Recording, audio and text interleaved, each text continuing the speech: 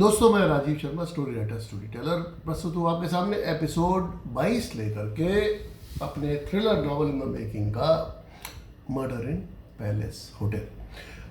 21वें episode का title था अच्छे दिन, इसका टाइटल है बुरे दिन।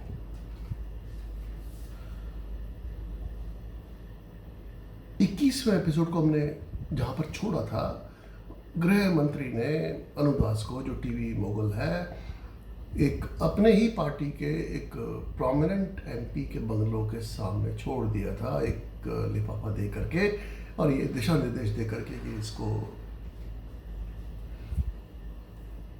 इफेक्टिवली ब्लैकमेल करो। अब आगे क्या होता है कि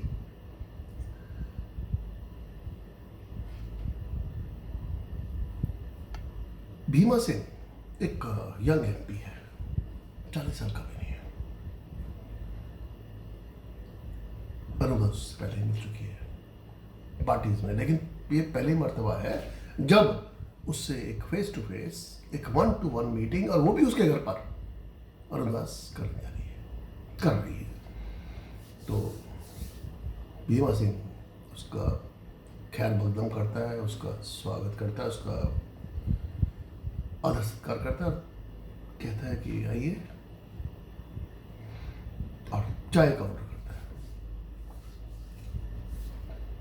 अब चाय पीते पीते अनुदास एकदम से अपने काम पर आ जाती है, क्योंकि घड़ी वो देख रही है बराबर, टिक टिक टिक टिक, और उसको बोर्ड मीटिंग में जाना जरूरी है और उसके लिए वो लेट नहीं होना चाहती। तो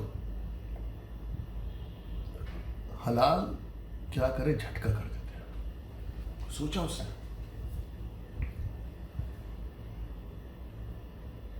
तो पहले पूछती है वो बातों बातों में कि भाई अब चुनाव आ रहे हैं आपके राज्य में, क्या आप चुनाव लड़ेंगे? आप तो चीफ मिनिस्टर कैबिनेट माने जा रहे हैं। तो वो कहता है कि मैडम ऐसा नहीं है, जब से मेरी छोटी बेटी मात्र 12 साल की उम्र में स्वर्ग से धारी एक बीमारी की वजह से, तब से मैंने हेट पॉलिटिक्स को नमस्कार कर दिया। कहती है हेट पॉलिटिक्स? हम तो पॉलिटिक्स की बात कर रहे हैं, हेट कहाँ से आ गया? कहती है, भीमा सिंह कहता है, मोहतरमा आप चाहे जो मर्जी कह लें, आज की राजनीति तो घृणा की राजनीति ही है।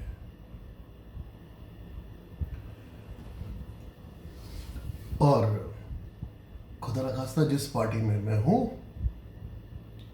उनका तो काम ही, प्रचार प्रसार ही घृणा पर आधारित है।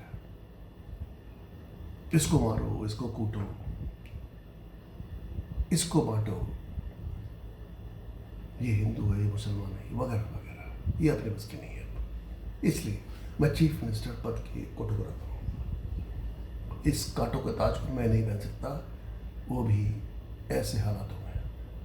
अपनी बेटी की मौत के बाद ये मेरा अटल निर्णय है। अब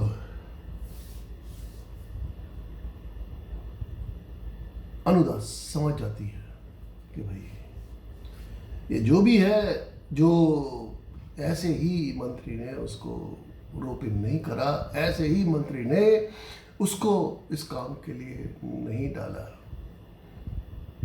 अच्छे अच्छे लोग उसके फेल हो गए होंगे, तभी उसने अनुदास जैसी हस्ती को इस ऑपरेशन में डाला। खैर, अब अनुदास के पास कोई और विकल्प रह नहीं जाता। तो अनुदास कहती है, क्या करती है वो, अपना वो जो एनवलप, एक लिफाफा है जो उसने अब तक देखा भी नहीं था, बाय द वे। देखना क्या था? देखना मुझे थोड़ा है, देखना तो उसे है। ये उसका आइडिया था, ये थॉट था उसका, ये विचार था, देखना तो उसे। क्या देखेगी? और देखा जाए तो मंत्री ने उसे कहा भी नहीं तो देखने के लिए, और मंत्री ने उसे टाइम नहीं दिया था देखने के लिए। खैर दोस्तों, लिफाफे पे गौर करना। लिफाफा बहुत ज़्यादा महत्वपूर्ण होने जा रहा है। ये थ्रिलर नॉवल है। लिफाफा बहुत ज़्यादा महत्वपूर्ण होने जा रहा है। खैर, अब लिफाफे का कंटेंट देखते ही वो जब फोटोग्राफ्स देखता है, नंगी तस्वीर है अपनी ही, ऑक्सफोर्ड यूनिवर्सिटी के ज़माने की, आज से 20-25 साल पहले की। अब वो देश में आता है। भीमा सिंह एकदम से कूद के खड़ा होता है और वो कहता है, क्या बदतमीजी वाली हरकत है, ये क्या ब्लैकमेलर हो तुम, ब्लैकमेल करने आई हो मुझे। मैंने सोचा था तो मीडिया तो खुदा होता है, तुम तो कहां से कहां पहुंच गए, तुमने मीडिया को कहां से कारण दिए। अब अनुदास को बहुत अच्छा तो लग नहीं रहा था। मंत्री ने उसकी काफी आज रुसवाई करी थी। अब भीमा सिंह की बारी है। तो खैर अनुदास काफी आवेश में तो आई, लेकिन कहा कुछ नहीं। उसका जो रोल था इस नाटक में फिलहाल सिर्फ और सिर्फ चुप रहने का था। आग को बढ़ाना था, आग में घी डालना था, और कुछ बोलने का नहीं था। उसने अपने रोल को बखूबी अदा किया, करते हुए चुप रही। अब भीमा सिंह उसको कहता है कि अपने जिन सरमाएदारों के लिए तुम काम करती हो, जिनके हाथों में तुम बिकी हुई हो, जिनके हाथों की तुम कठपुतली बन गई हो, इससे पहले कि वो अपनी स्पीच का अगला हिस्सा बोलता, भीमा सिंह, अनुदास बोली, भीमा बहुत सुन चुकी मैं, बहुत हो चुका, यही बात समझ लो।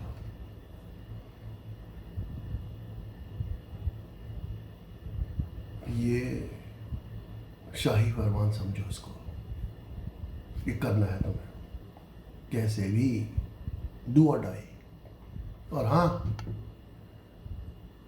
एक बात और ध्यान रखना, चीफ मिनिस्टर कैंडिडेट तो वो बनना ही बनना है, वो अवश्य भावी है। साथ साथ उस इंस्पेक्टर जनरल दशमलव की गोभी खोदनी है। अब भीमा सिंह के चकित होने की बारी थी। वो अपना बाता पकड़ता है, कहता अच्छा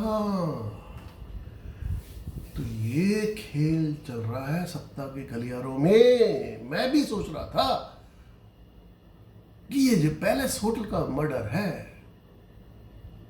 कोई छोटी मोटी आम बात नहीं है, बहुत बड़ी गोटी चली किसने भाई। अब तुम्हारी इस बात से ये मुझे पता चल गया, धन्यवाद तुम्हारा, कि इसके तो तार दिल्ली तक जुड़े हैं और इसके तार बहुत बड़े लोगों के हाथों में। सुनो, दफा हो जाओ यहां से, गेट आउट, एक सेकंड भी मत रुकना मेरे घर पर।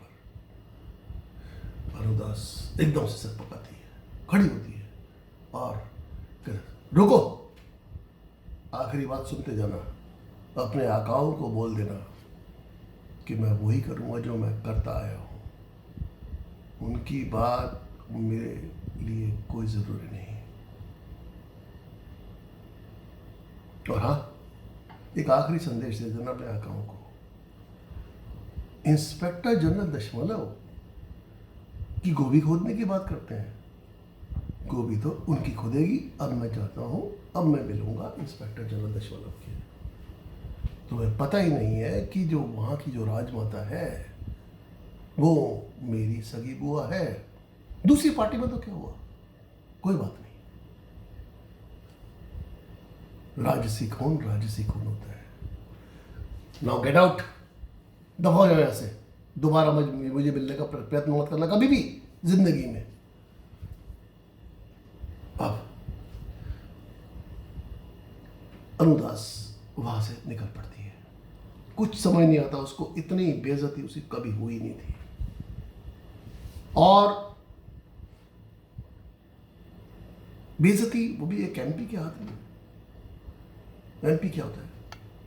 इन्हीं उधेड़ बन के विचार के बीच वो आगे निकलती है, बंगलों से बाहर निकलती है, लेकिन वो भूल जाती है कि वो जो लिफाफा था जो मंत्री ने उसको दिया था वो वहीं पे रह गया था। तो दोस्तों, इस एपिसोड को यहाँ पे विराम देते हैं।